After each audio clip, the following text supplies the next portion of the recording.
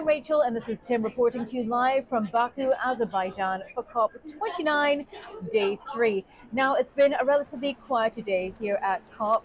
Yesterday, we saw all the hustle and bustle with the launch of the World Leadership Climate Action Summit. Today, the focus is mainly on negotiations, although we did see comments from UN's Executive Director targeted at developing island nations, and he said, "You're angry, I'm angry too," reiterating that we must keep the goal of 1.5 degrees alive and that the NDCs will play a key part in that. Now, Tim, you've been taking a closer look and watching developments and updates on the NDCs. We've had a few that have come out over the past few days. What's the latest?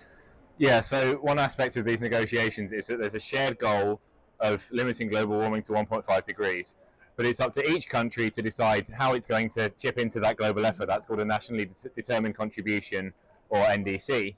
And on stage here in Baku, we've seen, for example, the Prime Minister of the UK, Keir Starmer, announce a new target for Britain. We have seen Brazil, which is hosting COP30 next year, which will be a crucial summit, and it therefore has an interest in showing its green credentials, and it's come forward with a new target. The UAE, before this summit even started, had shown its hand on what it plans to do.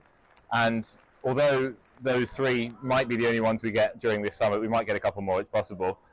The NDCs are still very much a topic of discussion because, of course, everyone wants to know what's going to be in them and wants to have their interests represented in them. So, for example, today we saw the head of the World Health Organization, Dr. Tedros, give a speech to delegates here in Baku about how health interests should be represented in those. So that's going to continue to be a really big topic. That's right. He highlighted that climate change is a health issue.